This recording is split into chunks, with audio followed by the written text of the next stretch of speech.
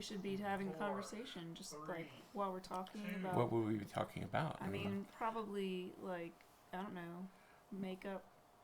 We're going to talk about makeup? Yeah. I don't think I'm the right guy for that. I'm not the right guy for that. I got a Sephora gift card. Hi, everybody. Hi. So this is the, I guess every 2 weeks live stream? I don't know if we have a name for it yet. It's just the RetroBlasting Livestream every That's 2 right. weeks, every 2 It's Saturdays. the live blast. The live blast. So you know me, you know Melinda. This is Gary Mitchel. He's our guest for the live stream. We've been getting a lot of messages over the last few weeks from our supporters, you out there, talking about how a lot of you are going to your first conventions, which is really cool, but there's a lot that you need to know. And if you have any questions about going to conventions, you're welcome to ask them right now. But I'm going to start the festivities by asking Gary Mitchel, who is, first of all, we're going to have to go through your resume. Okay. So your resume is extensive. So first of all, you're on a podcast. Yes. Tell us about that podcast. All right. The main podcast is with RevolutionSF.com. We do the RevCast and the Rev News. Currently, they've been on hiatus because my co-host had thyroid cancer. Oh. So she's still kind of recovering, getting her voice back and Good. all that. But we call it a convention panel in your pocket for the RevCast. And the Rev News is we tend to find a topical discussion that's going on. Like, oh my God, the internet's on fire. Right. And Okay. we'll talk about that. Right. But it will be coming back soon. She's mostly recovered. Good. I'm also going to be starting a new podcast with I'm still nailing down co-hosts. Right. But mainly it's going to be myself and Joe Crow Uh-huh. of the American Sci-Fi Classics track at Dragon Con. The best track at Dragon Con. Yes. And it's going to be the Classic Cast, Uh-huh. American Sci-Fi Classics. But it's not officially affiliated with Dragon Con, but Right. if you go to Dragon Con, a lot of these voices that are going to be on the podcast will be familiar. Hopefully, Great. some people in this room maybe. Oh, yeah. Let's hope. Yeah. So I beaten my head against the wall and got our music intro done. It's going to be part of the ESO network, which is also the RevCast is on. Good. So it should be coming soon. Uh-huh.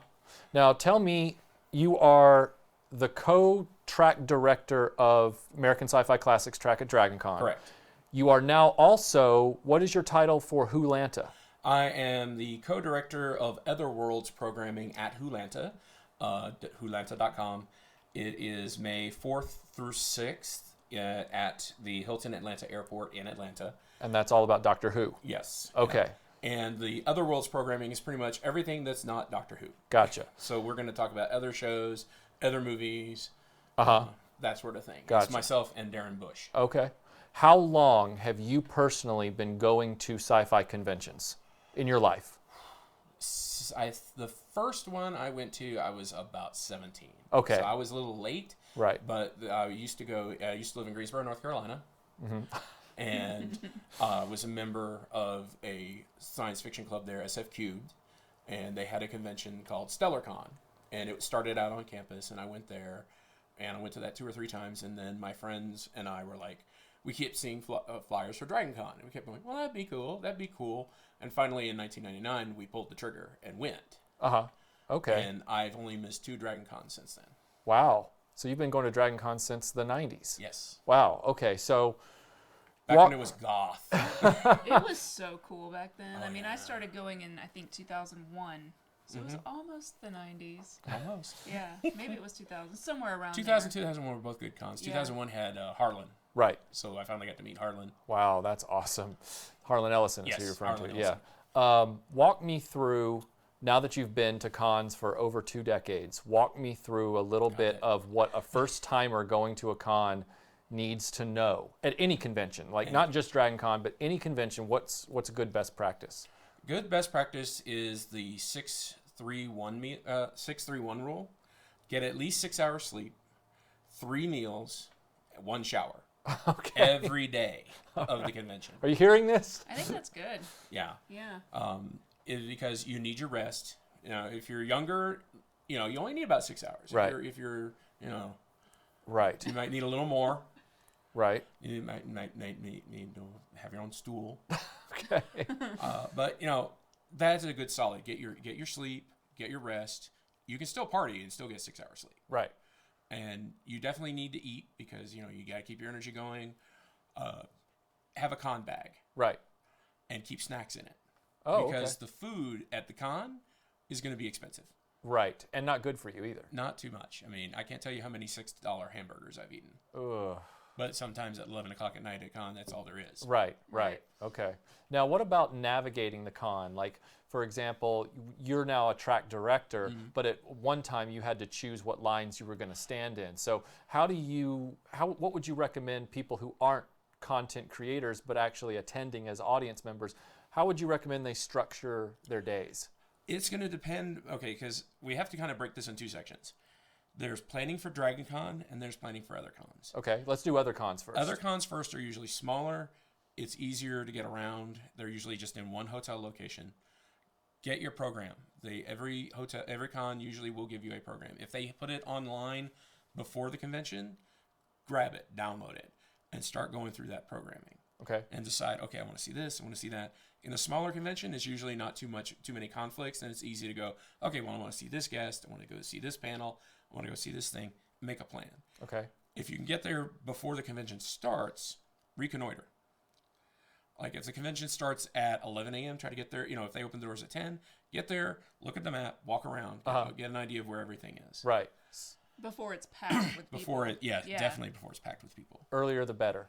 Okay. Plus, you can get a place to park. Yes. Now, here's a question that I have, and I'm going to start with a little bit of a story Okay. to give you some sort of a preface for this. So it was 2008, I believe. I think it was 2008, and I went to Dragon Con. This was not my first time at Dragon Con. It was probably my third or fourth. And I had never been to a panel that wasn't a celebrity panel. Like I'd never been to, I'd always gone to, Patrick Stewart or the cast of Buck Rogers or something like that. I had never gone to a fan-run panel or a panel that was going to be about a topic rather than a celebrity interview. Right. So my buddy Joe and I, we picked Transformers. It was a late panel that was over in the Hilton or Hyatt, I believe. It wasn't in the Marriott. It was about 7 or 8 o'clock when it started. It was all about the history of Transformers. We thought, well, let's just go. We got nothing else going on. Right. So we go. And it was a packed house. These two guys come in with a rolling cart, because this was back before, I guess, AV was a guarantee everywhere. And Right. they had their laptop and their projector, and they had a bottle of Jaeger and 2 shot glasses. And they said, they were totally sober when they came in, and they were very cool. And they said, hey, we hope this goes better than it did in Cleveland, but anytime one of us accidentally mentions Beast Wars, we have to take a shot. And Okay. but it totally professional, like they were prepared, everything went super well. We were laughing for a full hour. I mean, it was a prepared multimedia presentation, laughing for a full hour. So then Joe and I were like, wow, that was really great. We thought, oh my gosh, let's go to another. Suddenly the schedule had opened up to us. It was like, it's no longer just about celebrities. We should just go to anything. The next day, we chose a Lord of the Rings panel about the books. We had been spoiled because we saw this really amazing panel, and then we go to this other panel, and it's literally 4 people who are up there who are not people, and they are having the kind of conversation that you could have at Applebee's. Like they are, you know what I'm saying? Yeah. So I guess my question is, how would you recommend newcomers avoid that experience? Is there a way to avoid that by knowing what you're picking on the schedule? Go to the classics track. Yeah.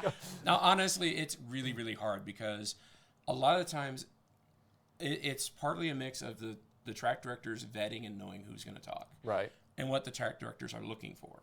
Right.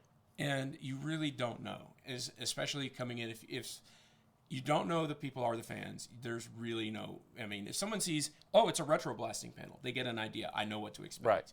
If it's, oh, well, it's these authors. With fan panels, it's always have a backup plan because if and sit near the back. Right. Because if you're going to bail, you don't want to interrupt everything for everybody. Right.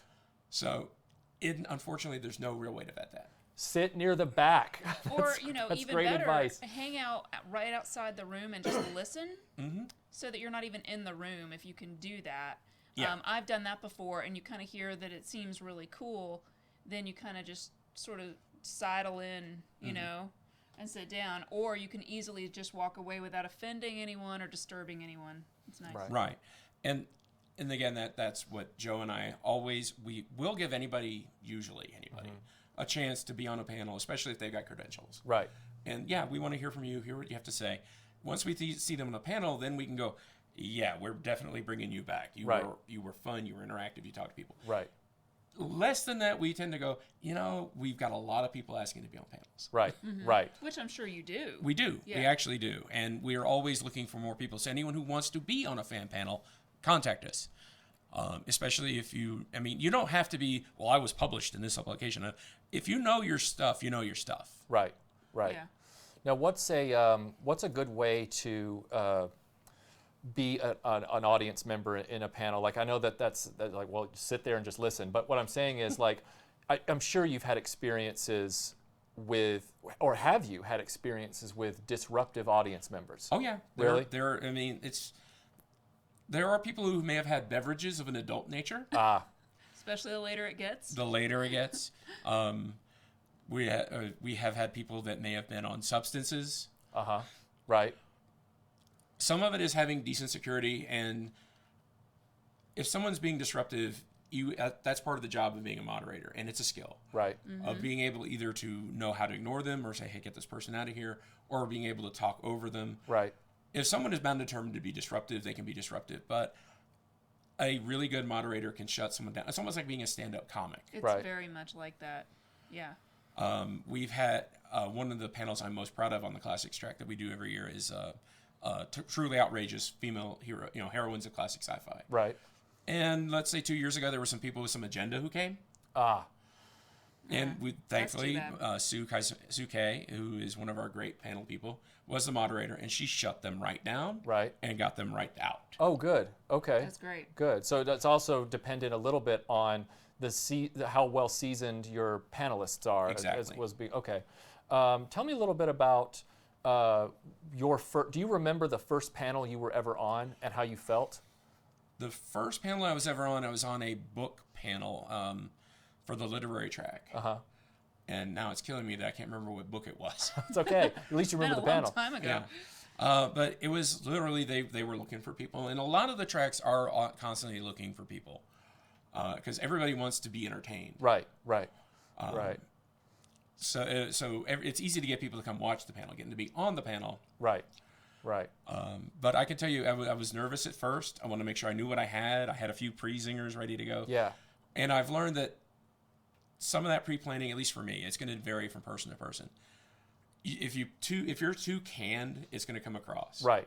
So try to keep it spontaneous. Almost like you need to write yourself guidelines, not a script. Exactly. Right. It's like, I know I want to bring up this point, I want to bring up this point, but don't have a line ready to go where you're just, because people can tell you're sitting there just waiting for somebody to say the right thing so you can bow. Right. Yeah. You're waiting for someone to give you the opportunity for your zinger. Right. Yeah.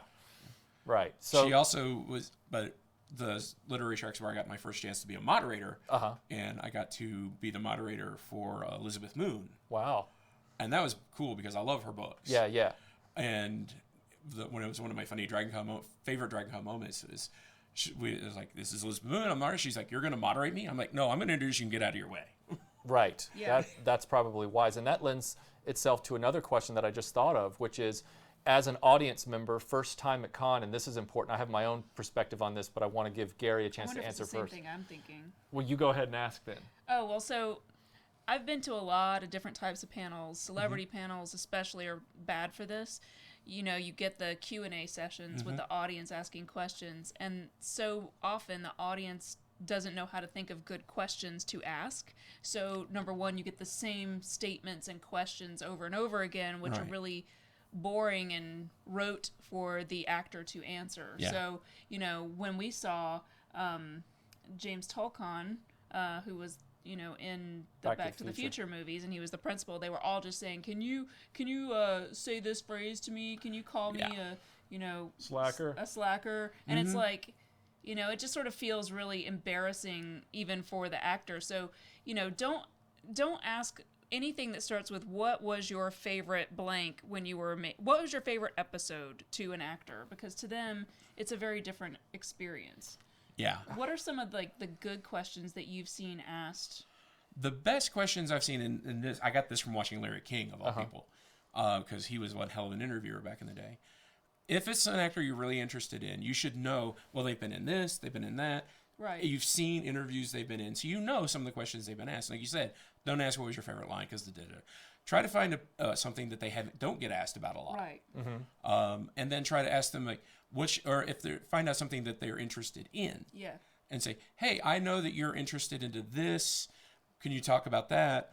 Or if they're an actor, try to figure out a question about the craft. Right. Say, hey, how did you get into character for this? Right. Or how did you develop this mannerism for that? Or is there anything that you developed about the character that you didn't tell anybody else? Right. Now, those they may have probably already heard, but this gives you a track to go down. It's still more interesting for the rest of the audience to hear the answer to that question. They still may not have heard that before. So Right. yeah, those seem like good questions. And I know that's kind of what Michael does when he asks questions in those types of panels. It's always like, if you're a director, what was it like to direct this other actor in this other movie that is not the focus of why we're here necessarily, but it's Yeah, it it's like leads like when we talked to Ralph Macchio and Martin Cove for the Karate Kid panel. Right. One of the things that when they passed the mic around, I was like, well, first of all, I always want to ask a question of the actor that's not getting the majority of the questions, Yes. because everyone wanted to ask Daniel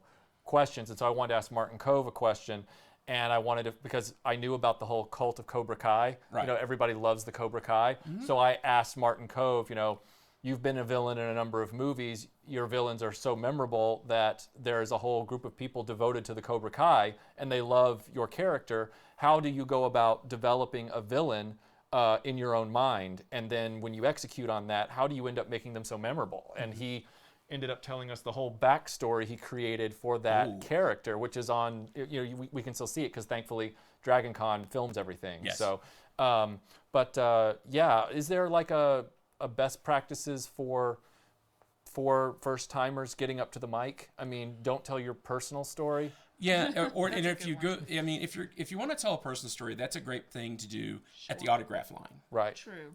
Yeah. And do keep it sharp. These people, I mean, they do care. Right. I mean, some of you can tell they don't, but most of them do.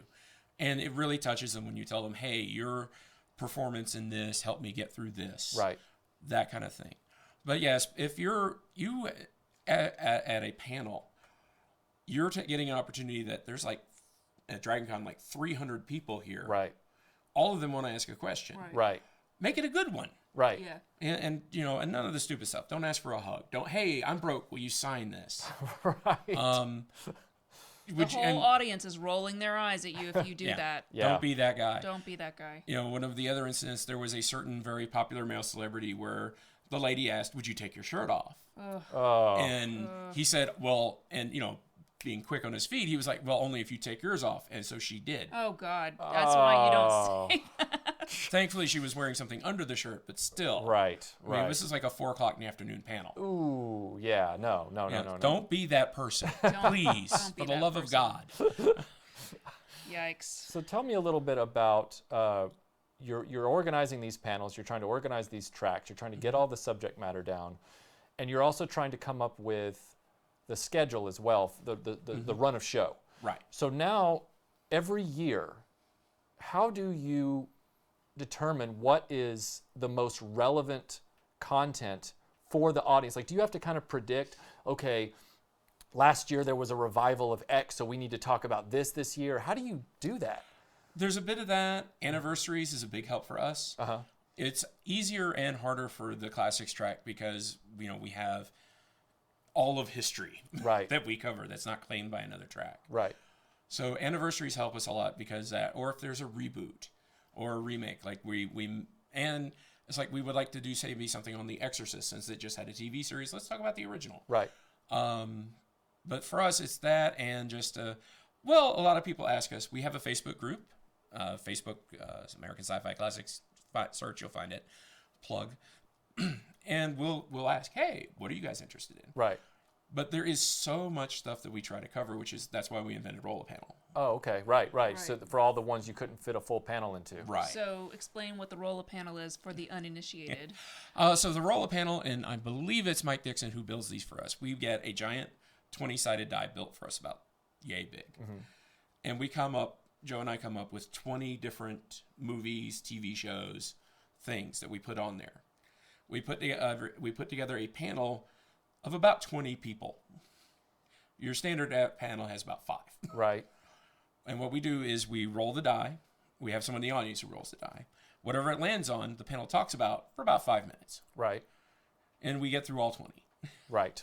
And with that many people up on the panel, at least one of us can cover. Right. One of the what's on topics. Right. And this year we actually ended up having 2 roll panels. We had one about 1997 and one about 1977. Wow. Wow. Cool. Yeah, but that's what happens with Joe and I is we usually come up with 3 weekends worth of material that we want to cover. Right. And then have to whittle it down. Yeah. Yeah. That's a lot to chop. That's a lot of wood to chop. Yeah. Okay. Wow. So it's really difficult. It's a lot of, and the other thing we keep in mind is our 2 guiding rules. It's not about us, you know, because if it was up, you know, so we throw a lot of stuff in 90s, or if it's something, well, we're not a big fan of it, but we know people like it. Right. You know, like Sequest DSV, not to pick on anybody, but we had a whole panel on Sequest DSV. We figured nobody was going to show up. That room was packed. Right.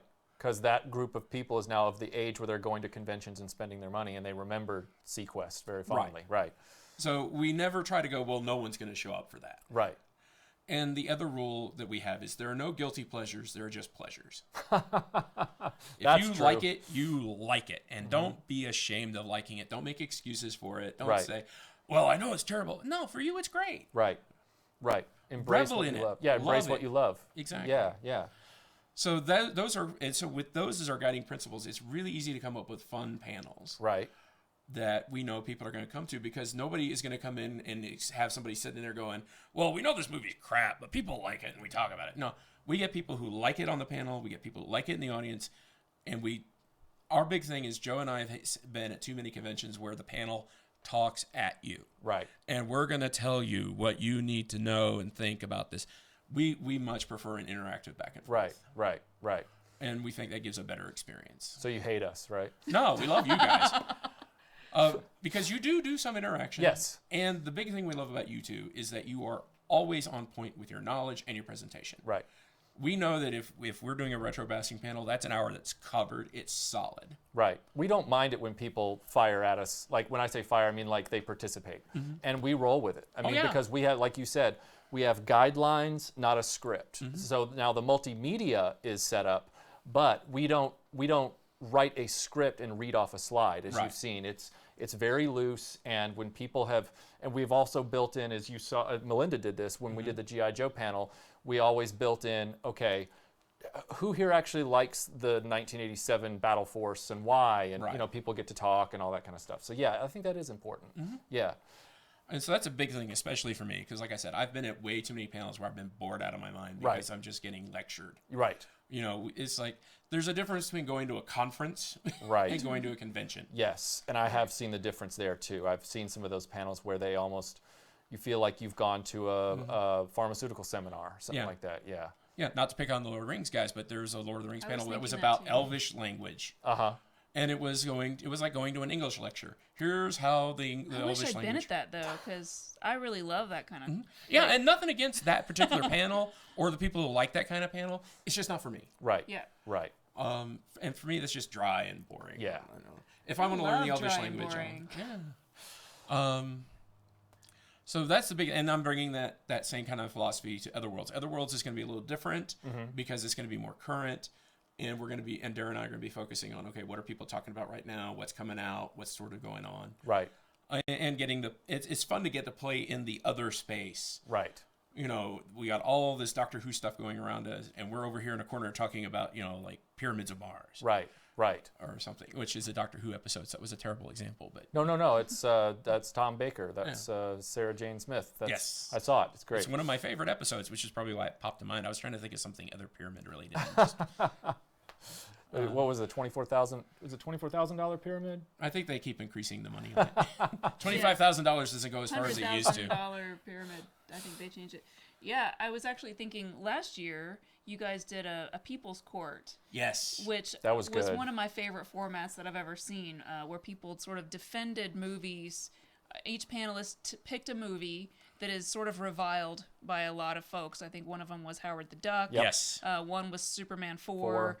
So One of the Schumacher Batmans, I think. exactly. So but then each person sort of makes a case like a lawyer would, and you guys played the theme music. It was really, really funny but yet informative and entertaining. So that was kind of cool to break it up. And I was thinking about those.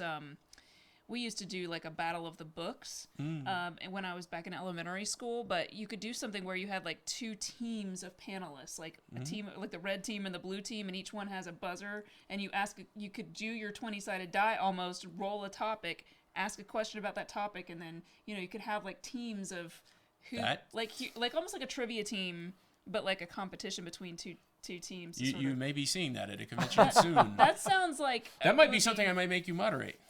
Okay. Yeah. And, I could put on my game show host hat There you go. and be like, flirting with the contestants. And Oh, there you go. that'd be fun. Do we have any questions from the audience? Well, let's see. It's mostly just people talking about various things that I've sort of seen. Talking's good. Talking's good. Oh, let's get some other basics out of the way for Okay. convention survival, because Sure. we kind of went off that track. Good shoes. Good, comfortable shoes. You're going to be on your feet, especially at Dragon Con. Band-Aids as a backup. Band-Aids as a backup, moleskin. And make sure your shoes are broken in. Don't do what I did, which is buy a new pair of shoes like a week and a half before the convention, because I was literally like the convention starts on Thursday. Yeah. Right. And like Which means Friday, Wednesday, yeah, and on Friday afternoon, my feet were killing me, and I couldn't figure it out. Then I realized, oh, these are new shoes; they're not broken in yet. They're breaking me. Oh, man. Yeah, get them at least a month in advance and wear them a lot so that they're nice and broken in. And if you just hate them, you can... Yeah. Bring Band-Aids, I would say. Yeah, Lots have a survival kit. Yep. If you're a costumer, have a sewing kit. And have a little first aid kit. Have a bottle for water. Yep. Almost every convention now has water fountains for people. It'll save you money, and you want to stay hydrated. Right. Hydration is really, really good. If you don't feel like you gotta go, you're not hydrated enough. Right. Right. And have a foolproof way to keep that badge of yours for your convention secured to your person. Yes. Don't rely on that little clip for your belt. People, they fall off. I'm not accusing everybody of theft, although people have snatched badges off belts in certain conventions before, but also they just fall off and you don't know what happened to them. Yeah. And you can't count on a good Samaritan to turn in at Dragon Con. If you lose your badge, you have to buy a whole new badge. Right. You're Right. out of luck. Yep. And last year I know for sure I found one lost badge on a lanyard in the food court. Ooh. Just laying on the floor. Wow. Oh, that's unfortunate. Yeah, see, you got to be careful about that. Yeah, so I turned it into security. So if you do lose your badge, security is your first stop. Right. Right. Also, keep track of your phone. Yes. If you feel comfortable doing it, if you can put a message on your lock screen, put your room number. Oh, that's smart. If you lose your phone, someone will find it. It goes to this room. They drop it off, and maybe they drop it off security, or they take it to your room. Yeah, that's really good. The good idea. Also have a for your first contact, your ICE in case of emergency. Right. So someone can find that. If your phone's not locked, if you Right. have your phone locked, then Right. Probably wise to have your phone locked in case you lose it, but Yes. Right. But maybe have like a in case of emergency card in your pocket in case God forbid something falls out of the sky and hits you in the head. Right. Right. Which has happened. Yeah. Unfortunately. Somebody, I'm assuming this is a joke, but you could still try to answer it. Someone asked what your favorite thing is about conventions. Honestly, meeting other people, meeting other fans. It's as soon as I get to Dragon Con and I see everybody walking around, costume, not costume, I'm just feel like I want to scream, I'm home. Right. Right. I'm with my geek family. Right. I know that I'm going to meet people here that are into the same stuff I'm into and can have a great conversation. I've made lifelong friends from people I just met in passing. Yep, us too. That's great. Yeah. That's good. We met you at con. Yes. Always be nice to people. Yeah, Don't be ever be a nice. jerk. Follow the Wheaton rule. Don't be a dick. Right. I Right. like that. I like Yeah. that. Don't always think in your head, was this be something done by that guy? Right. Because no one wants to be that guy. No one Right. wants to be that guy. Yeah. Another question for you. Do you have any convention horror stories? Oh, yeah. I think we all have convention horror Everybody's stories. fun. Those are fun, actually. Let's see. There was the celebrity panel where I misspoke the guest's last name and they didn't come out because they didn't think I was calling them out. I wanted to die. Oh, I'm sorry. God, that's awful. Yeah. It was And then the other horror story that still sticks with me is I was doing a panel, and it was for Bruce Boxleitner and Mia Verlaine on Babylon 5. Yeah. So I run to get over there because I'm running late, and I get there about right as the panel's supposed to start. I run in. I'm like, I'm really sorry late. Where are they at? I'll get on up on stage. They're like, they're not here yet. I'm like, what do you mean they're not here yet? Right. And so due to various things outside the convention's control, Mia Verlaine doesn't show up for like 20 minutes. Ooh. Oh, no. And Bruce Boxleitner is about 15 minutes behind her. Uh-huh. So I had to get up on stage and tap dance. Oh my gosh. And keep a room full of people occupied. Right, for a full 35 minutes. So that means that the panel, including Bruce Boxleitner, would have only ended up being like 20 minutes long. Yeah. So it was horrifying. Oh. Once they got there, everything was great. I mean, Bruce Boxleitner knows how to make an entrance. Right. When he shows up, he shoves the doors open to the back and goes, hell of a way to run a space station. And so the crowd's immediately on his side. Right, of course. And thankfully, someone in the audience actually had some of the DVD set. Uh-huh. So I tap danced for about 20 minutes, and then we threw that in and projected it on the screen. That kept them occupied. Gotcha. Wow. You know, and God bless them both. Bruce and Mia signed the DVD set for the kid because he was like a 12-year-old kid. Oh, that's cool. That's cool. But I have a picture, and I'll have to show you later, of me after the panel with the two of them, and you can still see the panic in my eyes. Yeah. It takes a while for that to wear off. Like, Yeah. I can't even imagine on that level. I know, was it last year we had a technical glitch with, like, the sound or with... Yeah, the sound.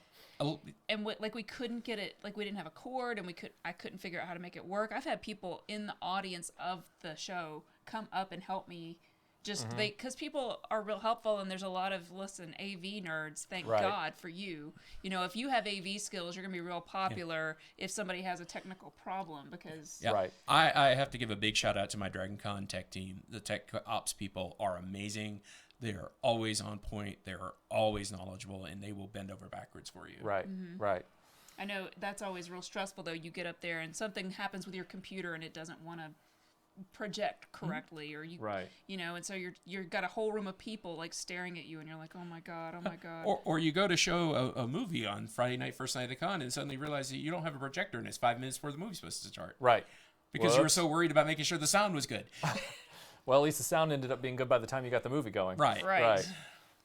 Somebody asked, I can't find the question anymore, but they asked us something about, does your convention have provision for folks with medical problems and disabilities? Yes. Okay, so Dragon Con Disability Services. It's located in the Sheridan every year. Yep. If you have, and it's, don't worry about, you don't have to bring any paperwork. You don't have to prove anything. That if you have something that might impair your enjoyment of the convention, you need to sit down, you need a wheelchair, you need a scooter. If you've just recently had a surgery, maybe 6 months ago, and you just have a pain, come to Disability Services. Always go there. They will get a nice little sticker on your badge. Before you even do registration, go to the Disability Services. They will actually go and get your badge for you if you're pre-registered. Right. Bring it to you. For me, I have a bad back. Right. A legit bad back, and so I always get the sticker every year, and I get a seat at the end of the line, or a seat in line. It's like if there's like 300 deep line people to see, like Stephen Amell, they'll bring me a chair. Right. So that when, I don't stand there for half an hour and my back's killing me. Right. Yeah, they have rentals of wheelchairs. They have rentals of scooters. They've got those push things. I forget what they're called, which has the seat. Right.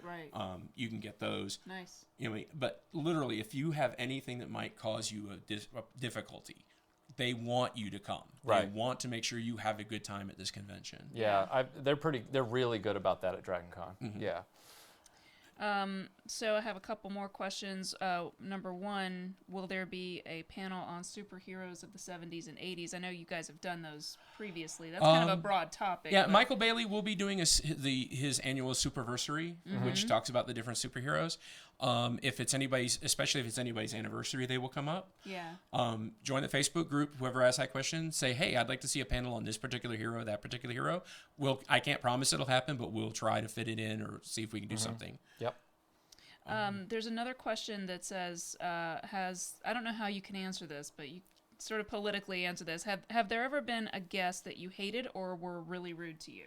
Yes, and that's all I'm going to say. It's got to be very challenging. It's very, very challenging. There's There have been less than pleasant celebrity interactions. Right. Right. You have to remember celebrities are people too. And it may just be they've had an off day Right. and they're not like that normally. Some are not. Right. And then there are also celebrities you think, oh God, this person's online personality is not pleasant. I'm Right. not looking for, and they're a lovely person in person. Right. So there is a difference. So all I would say is, yes, and there are, the main thing to remember is I'm only dealing with this person for maybe 5 minutes before the panel, 5 minutes after the panel. Be polite, be courteous, don't be a dick. Yep. And you can survive in a meeting with everybody. If you want any dirt, you'll have to talk to me offline Right. in a non-recorded setting. Yep. People are sort of yelling out ideas. So again, as Gary has said, if you've got some cool panel ideas, you're probably still in the. I don't know how far along. How far along are you with your schedule? How long does it take to actually? Joe and I start planning now, literally like February. Okay. From the end of the convention till the 1st of February, we're like. And the convention, remind everyone when that is. Labor Day weekend is Dragon Con So for it's Hulanta again. the very beginning of September. So we're Yes. like 8 months out. Right. And so it takes that long. It takes that long to plan it. We're also starting to get the idea of who's going to be there. And we're also, and this is a big thing, if you go to Dragon Con, and a lot of other conventions are now doing this as well, if there's an app for the convention, get it. Right. The Dragon Con app is your lifeline. It's got panels. It tells you where everything is. It'll tell you when celebrities are going to be, where everything is at. In the app, there's, for each panel description, there's going to be a rating system. Hulanta, I know, has one. The Dragon Con one has one. Put in a rating, and if you really like the panel, put that in there. If you really didn't like the panel, put that in there, and put why. Don't just put, this sucked. We can't work with that. Yeah. Right. It's really helpful for us. Like, we've gotten that feedback too. And just seeing what, if you like it, tell us why. Like, what was it about it? And it helps them as well to know, okay, this is sort of what we need to look at. Or when I see this, this might be helpful or good Right. for people to use. So, And always be respectful with the feedback if you go to a convention organizer to tell them something. Yeah. Don't go cursing at them. Like, actually go up to them and say, hey, I attended this thing. I know you don't have an app because maybe you're a smaller convention, but hey, I wanted to let you know this was great about this. This wasn't so great, but don't start in with the 4-letter words and the yelling. Nothing will make me stop listening quicker than, you jerk, or Right. stronger. Sure. Right. And I immediately will just put that in the circular file. Right, exactly. But getting back to the app, right about this week or next week, Joe should get our feedback from last con. Right. Okay. So that tells us, okay, who do we want to have back? What do we want to cover again? What did people think? Right. Fingers crossed. Yeah. Oh, you're in. They asked, what are some of the most famous celebrities you've ever met? I've gotten to meet Shatner. Wow, I've cool. gotten to meet Bruce Boxleitner and Jennifer Lane. I got to meet Stan Lee, which Wow. it was hard not to cry. Yeah. Yeah. Meeting him, it was just oh man, I was just like, I'm Right. gonna hold it together. Right.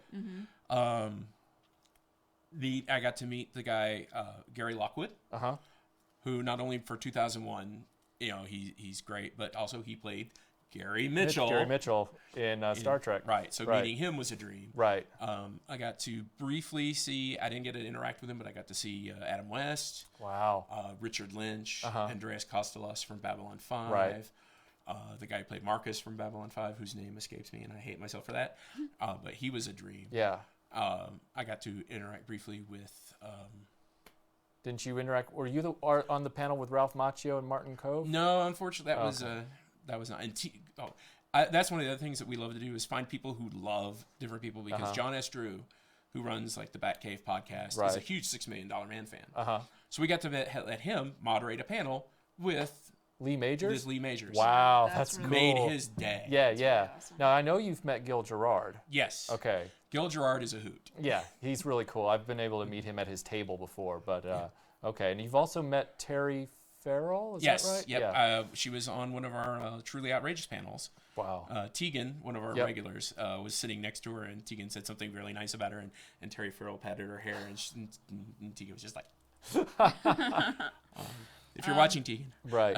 But, oh man, it's just, Erin Gray. I got Oh, to meet her. yeah. She's fantastic. She's awesome. Yeah. Erin Gray was a bucket list for me, and now I'm just right next to her checkbox is Linda Carter. I'm waiting to meet Linda Carter. Yeah. So yeah. I've gotten to meet Bill Mumy. It was great. I really want him to come back. Uh-huh. I want to meet Patricia Tallman. I will give up teeth, maybe mine, but I would give up, a lot to meet her. Right. She's, for both Babylon 5, Night of the Living Dead, all her stunt work. She's amazing. Uh-huh. This person has a question. Michael and Melinda, how do you decide what panels you want to do? It all depends on what's being talked about at the time, or what's not popular, but what's having a retro resurgence a little bit, or if there's an interesting hook. So when we pitched to Gary, I think that's the bigger thing is what would make a good topic that would have comedy in it, that would have something interesting that maybe a lot of folks don't know about that maybe we do. Right. Yeah. So like last year when we pitched to Gary and Joe Crow is the other director of the Sci-Fi Classics track. Joe. Hey Joe. We pitched them a number of ideas. One of them was the G.I. Joe Neon is Half the Battle, which was the idea of from 1987 forward, G.I. Joe took a big stylistic change. And you can watch this panel on this channel. That's right. And in the Sci-Fi Classics track room from DragonCon 2017. But we pitched that idea, and we pitched a handful of other ideas that were vetted through. They picked three, I think. We picked three. Three ideas, and then some of the other ideas that we had, I admit, were more niche things for me. Although one of those things that was on that list is something somebody is asking about, which is, will you do a panel on Mego? Uh-huh. And that was one of the other panels that we pitched for this past year. And actually, we had planned to do it. And I found some interesting information, so we may re-pitch that for this year. Right. Anything that doesn't survive the pitch process is always open for the following Or, year. maybe we work on it and modify it a little bit to come up with a way to make it really interesting. Another person asks, have there been panels where celebrities have just not shown up at all? Yes, and again, I won't name names on a recording. Sure. But there's It's gotta one. be real awkward, though. Yeah, there's one set of celebrities from one particular well-known show that are not invited back to DragonCon at all anymore because they didn't show for 2 panels. Ooh. Yikes. Yeah, that's not good. We were at a panel where someone's plane got delayed, so it was through no fault That's of their different. own, and Yeah. they, so the whole audience, the main star that was going to be on the panel, it was several stars, but the big star was delayed, and so everyone was like, oh, which sucked because the other panelists are sitting right there. So Right. it's like, we didn't want to see you, we wanted to see this other person. Again, not naming names, but Which falls under how to be a good panel watcher is Right. don't be a jerk there either. Yeah. Right. yeah. I mean, I understand the disappointment, but don't at the other people's faces. Right. What's the most expensive purchase you've ever made at a convention? My girlfriend? Hi, Jessa. No, He didn't mean it like that. I didn't mean it like that. No, it was just that was a whole life decision. Yes. Right. Exactly. Unfortunately, I tend to be broke a lot of the time, so I haven't bought anything majorly expensive. For me, it's a lot of finding, this is a thing. Like last year, I was desperately looking for one of the Brienne of Tarth figures because I finally got a Tormund figure they made about so big. So it would be, the Brienne figure was the 6-inch scale, and he's Right. this. So I just the irony of having the little tiny Tormund, Right. and then this ends in a sad story. Unfortunately, I had her and a few other things I bought in a bag that I left in a room. I at Dragon. remember this. And I remember this. I blew too. like $80 of $80 worth of stuff. Just That's the worst. yeah. That's rough. One of the things I've managed to keep though is there's a wonderful local artist called Horror in Clay that makes geeky horror tiki glasses. Geeky horror tiki.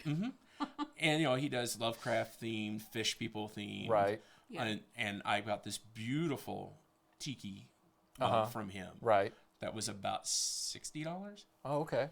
Okay. So I tend to blow around $6. Now, mind you, I'm trying to save up money to get. I want a lightsaber. Right.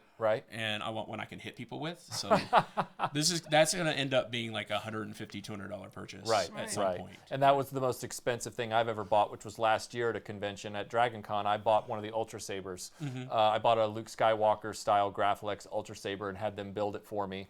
And that was about that price. And that's the most money I've ever dropped on a single thing at a convention, not including I think one year I went crazy on autographs, but each individual autograph wasn't $200. Like I never did that, so that would be the most expensive. Yeah, I've done that. Like Yeah. I've got a whole bunch of the B5 people. I've got Right. Tom Savini. I've got a wonderful picture of myself with George Romero. Nice. Rest his soul. Nice. So yeah, if you combine all the purchases I've spent, Right. I know that I've blown like $350 at a convention all Right. told for the weekend. Right. Oh, wow. Right. Okay, That's yeah. not hard to do either. Yeah. Do you think the numerous conventions are getting too niche for their own good? I don't know. It's hard to say that because I find in podcasting, the more niche you are, actually, the better you get. Because you get numbers of people. I do a podcast on left-handed quilt making. There are going to be a lot of people like, oh, I'm Every into that too. left-handed quilt maker will listen to you. Right. Yeah. Whereas with conventions, having been to, I've been to the Greater Atlanta Toy Show. I've been to Days of the Dead, Oolanta. I haven't been to Conjuration yet, which is the big Harry Potter convention in November, but I want to go. And Dragon Con, and I find with the niche cons, you get a lot of the people that are, this is something you're really diehard into, it's great to go to that to meet other people that are diehard into it with you as well. But they are going to be smaller. Dragon Con is like 60 conventions going on at the same time. Right. So my opinion on that is I've been to small conventions. We've presented it, like Pensacon is a good example. It's a very small convention. But you have smaller celebrities there too that aren't like William Shatner, maybe like Dirk Benedict. But I got to hang out with Dirk Benedict and talk to him, while he was just sitting outside smoking a cigar. Right. And you meet people on a different level because there's not as many people. Oh yeah. And so they can be absolutely 100% just as much fun. Dragon Con is more like the mother of all convention. Like it's a literal 24-hour. Like you can always find something going on at any time of the day or night. It doesn't matter. It never really stops. It's just one of those like unique things. Even San Diego Comic-Con is not. Yeah, I mean, it's a whole different thing. Like if you're meeting a celebrity at Dragon Con, there's like 40, 50, 60 people. It's like I met Lord Robin Lord Taylor. The guy is the Penguin on Gotham. Yeah. And the guy who played, he was Harry Dresden and then is on Arrow. Right. And it's killing me that I can't remember his name because I've been a fan of his for ages. Yeah. But in that setting, it's a really quick in and out, 2-3 minutes. You don't want to take a lot of time because you got 60 people breathing down your neck that were there a minute. Right. Whereas I went to Days of the Dead, there were like 10 people in line for Kane Hodder. So I got to talk to Kane Hodder for like 15, 20 minutes and pour my heart out to him how Jason's one of my favorite horror characters. He's my favorite Jason. And we got to talk about, different things. You get to meet, Doug Bradley, whatever. If you go to these niche cons, you get more of an I'm going to plug the convention I'm not at right now, Days of the Dead. It's a big bunch of horror fans getting together, having a party, hanging out, having a great time. The guests are there for the same reason because they're into it. And it's a whole different vibe. Right. So I think going to the smaller conventions is good for that. Right. Right. So there may come a point where if there's a convention like every weekend, that might be a problem. Yeah. Right. But there's not going to be something you're into, hopefully, every weekend. Yeah. Well, I mean, honestly, there are a ton of questions. They ask us, RetroBlasting, who is your most annoying guest? By annoying guest, I mean That would be me. I've had people in the audience. I'm not touching you. Stop it! People who let their cell phones ring in the audience while you're presenting and take the call. Yep, that's happened. That happened at Wizard World Atlanta. That's rude. Yeah. it's pretty awful. Unless it's my grandmother's on fire. Right. Oh, Right. no. That's never the case. No, it's never the case. It's like, oh no, I'm just at this panel right now. They're talking. Front you're row. Like, oh God. okay, Front row. you're gonna have to take that outside.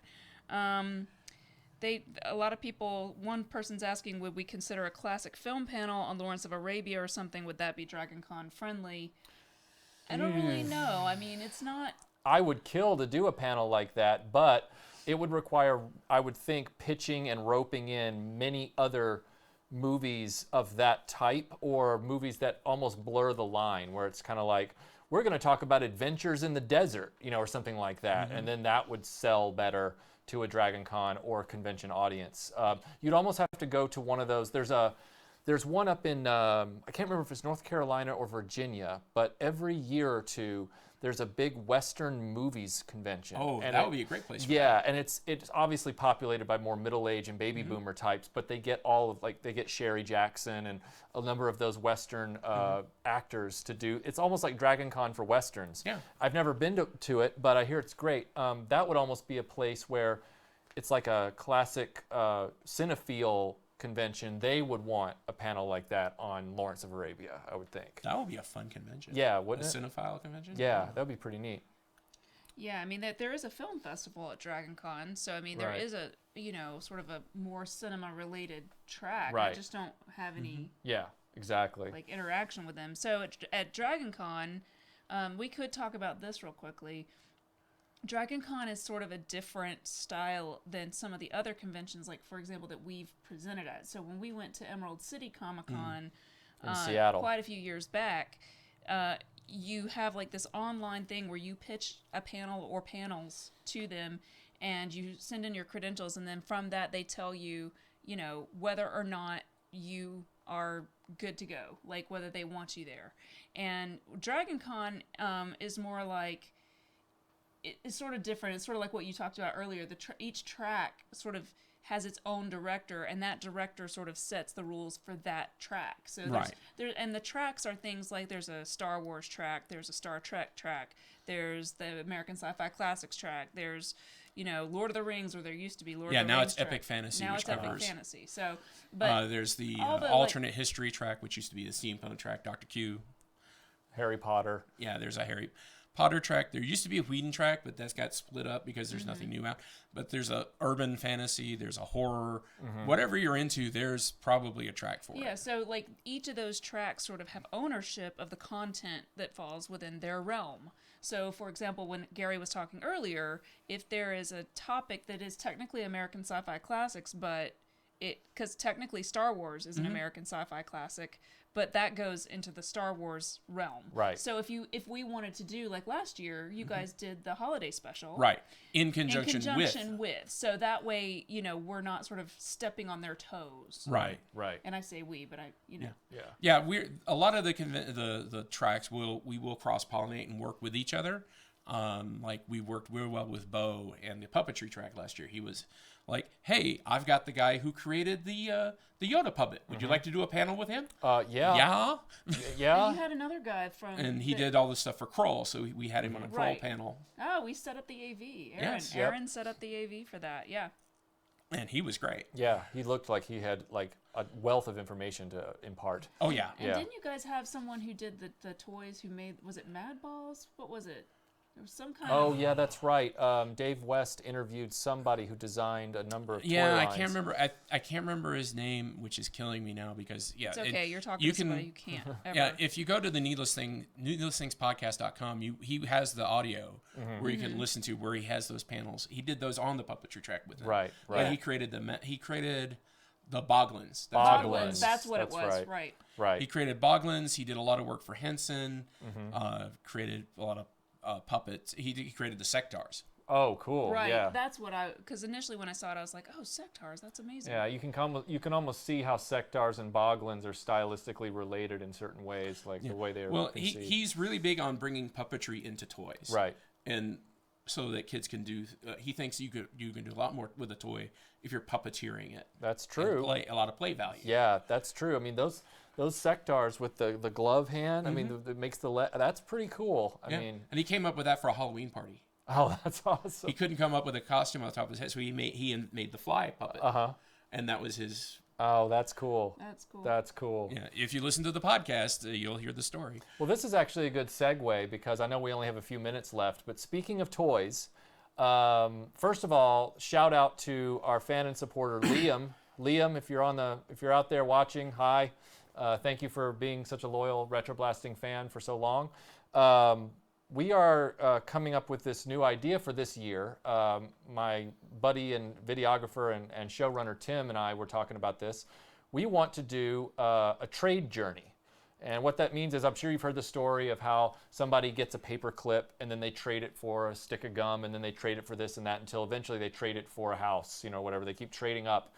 What we want to do is we want to on the next live stream, put a toy up.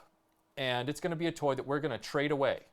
And we're going to trade it for, you send us an email with a picture of your trade, and we'll pick the one that we want to trade for, and then we'll swap them, and we'll mail them, send them in the mail. And then in the next live stream, we'll show you what we got in the trade. And then we'll trade that one off, and that one, and that one, and that one for a year. Now, there's one caveat to this. The caveat's going to be that we have about 5 holy grails that we're not going to mention what they are. But if we get one of those holy grails in the trade journey, we'll stop that trade journey and start a new one. But we want to start a trade journey with all of you. So we're going to do that on the next podcast or the next live stream podcast. It feels like a podcast. It does kind of feel like a podcast. This is my podcasting microphone. So yeah. So I guess with that, I just want to thank Gary. Thank you for your time. Oh, my pleasure. Yeah. Always fun to be in the archive and look at all this stuff that how can I fit all this in my car? It's not easy. Gary, you're always welcome here, as you know. You just say, I need to come over, and we'll be okay. Yeah. So if I could, I'd like to plug one more time the ESO Network. Mm-hmm. They have a lot of great podcasts. And Director Faber is a gracious host of that podcast community. Mm-hmm. Wholanta is coming very soon, May 4th through 6th, and DragonCon at Labor Day, and I will also be at Congregate in July in High Point, North Carolina. Shout out to Tara and James Fulbright and all the people up there. And we can put links to all that stuff. Yep, we'll put links to all of it. And if you have an opportunity at any one of these conventions to meet Gary, please do so. He's like one of the nicest guys we've ever met. Like, super nice. So please walk up and say hi to him, and you can tell him that you met him first on this live stream. He'll know what you're talking about. So I guess Probably. Maybe, depending on what time of the night it is. Yeah. I guess I tend to have a little at DragonCon. Sometimes everybody does. You got to have something to get through it. Really, Yeah. It's great, but it's also a lot to process. Right. So yeah. And with that, I guess we will end the live stream today. But we'll see you again 2 weeks from today. In the meantime, Melinda and I are going to be putting together some videos for next week, and we're also working on Star Wars Follies 13 Snowblind. So we will see you on YouTube and on Facebook. See you then. Bye. Always do this. Never All right, miss. yeah.